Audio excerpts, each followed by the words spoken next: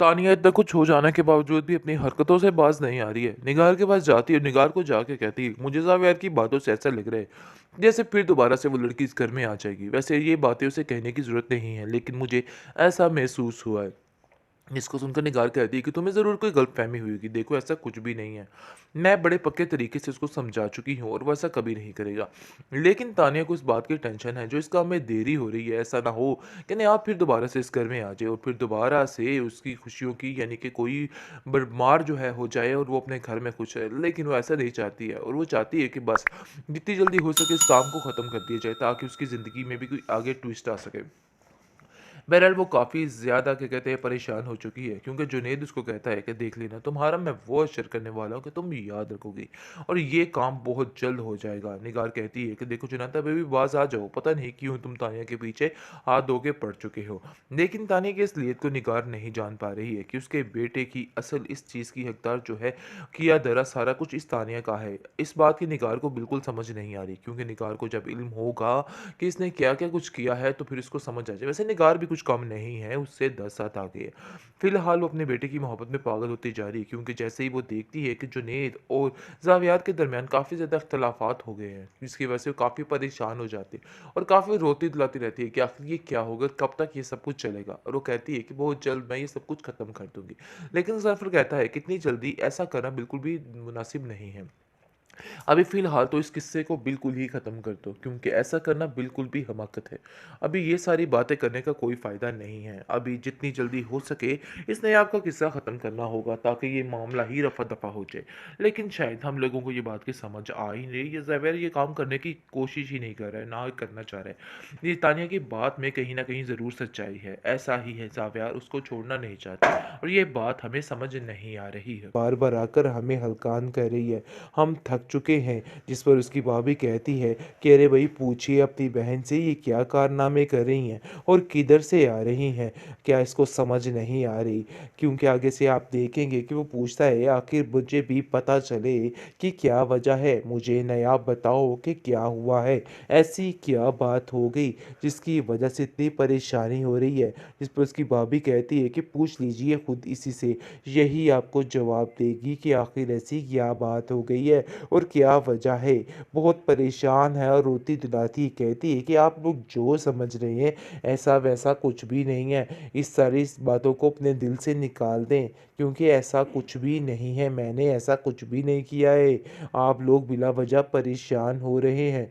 आखिर क्यों ऐसा कर रहे हैं? छोड़ दीजिए ये सारी हरकतें। जो कुछ भी हुआ सरासर इल्ज़ामात थे। लेकिन आप देखेंगे कब कोई उसकी बात पे यकीन कर रहा है, सब उसको गलत और कसूरवार ही कह रहे हैं। लेकिन दादी जान को जैसे ही इस बात पर पता चलता है तो वो कहती है कि नहीं आप, मुझे तुमसे इस समाकत की उम्मीद नहीं थी, तुम्हें ऐसा नहीं करना चाहिए था, बिल्कुल बेवकूफ़ों वाली हरकत की है तुमने, काश तुम्हारी अक्ल भी ठीक हो जाए। लेकिन मुझे नहीं लगता है कि तुम्हारा दिमाग जो है वो ठिकाने पे है। अपने दिमाग को दुरुस्त करो और अभी भी बाज आ जाओ। इन लोगों की बातें सुन कर अब मैं तंग आ चुकी हूँ और मैं नहीं चाहती कि मज़ीद तुम्हारे ऊपर कोई उँगली उठाए।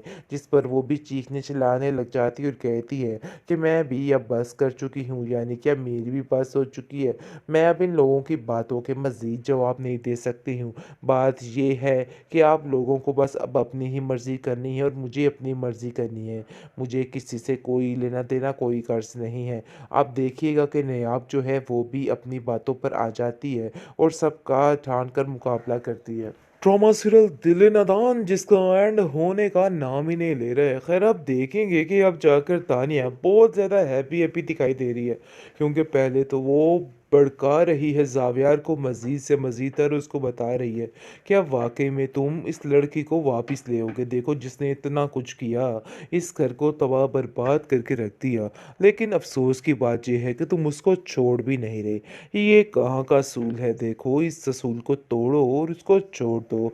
जिस पर ज़ावियर उसको कहता है कि नहीं, इतनी जल्दी मैं ये काम करने वाला नहीं हूँ और ऐसा नहीं करूँगा, क्योंकि मैं उसके रास्तों को आसान नहीं कर सकता। जिस पर आप देखेंगे कि मज़ीद भड़क रही है तानिया और वो जानती है कि ये काम बहुत गलत है। लेकिन वो अभी भी निगार के दिमाग पर सवार है और कहती है कि निगार आंटी, ये सारा क्या मामला है? मुझे तो ऐसा लगता है कि जैसे कि ज़ावियार उसको वापस लेकर आएगा, क्योंकि नायाब के बगैर उसका गुजारा नहीं है। जिस पर आप देखेंगे कि निगार कहती है कि नहीं, ऐसा कुछ भी नहीं होने वाला, ये सिर्फ़ और सिर्फ़ तुम्हारी गलतफ़हमी है। देखो, अपने ज़हन से ये बुरे ख़यालात निकाल दो, ऐसा नहीं होता है। क्योंकि वो जानती है कि इन लोगों को अगर वो जब तक पक्का नहीं करेगी, दोबारा से ज़ावियार फिसल सकता है और नायाब को माफ़ करके वापस ला सकता है। जो अभी तक नायाब को उसने नहीं छोड़ा, इसका मतलब है हो सकता है कि वो दोबारा से उससे माफ़ी माँगकर अपने घर ले आए। लेकिन मज़ीद आप देखेंगे कि जुनैद का यहाँ पर आना बिल्कुल भी तानिया को पसंद नहीं आ रहा है और तानिया कहती है कि उसका यहाँ पर आना बिल्कुल भी सेफ़ नहीं है। मुझे ऐसा लगता है कि जैसे वो आएगा तो सारे मामलात काफ़ी ज़्यादा ख़राब हो जाएँगे।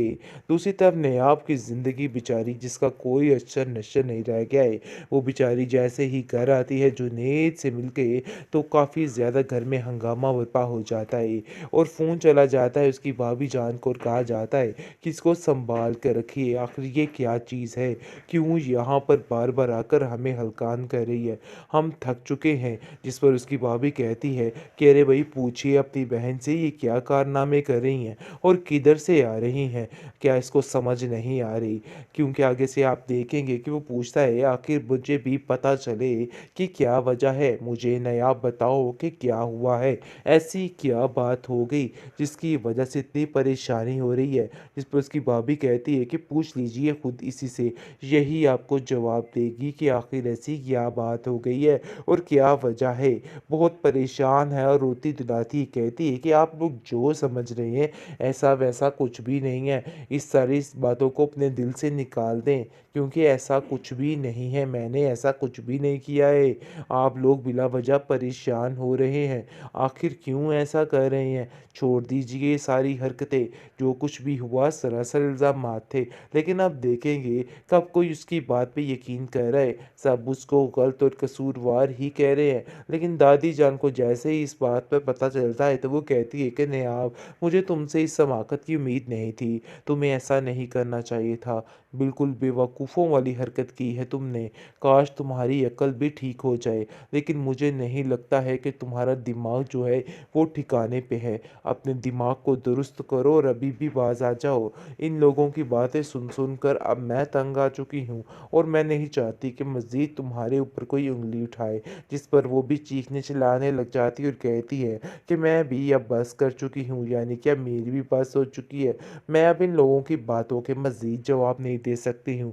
बात ये है कि आप लोगों को बस अब अपनी ही मर्ज़ी करनी है और मुझे अपनी मर्ज़ी करनी है। मुझे किसी से कोई लेना देना, कोई कर्ज़ नहीं है। आप देखिएगा कि नायाब जो है वो भी अपनी बातों पर आ जाती है और सबका ठान कर मुकाबला करती है।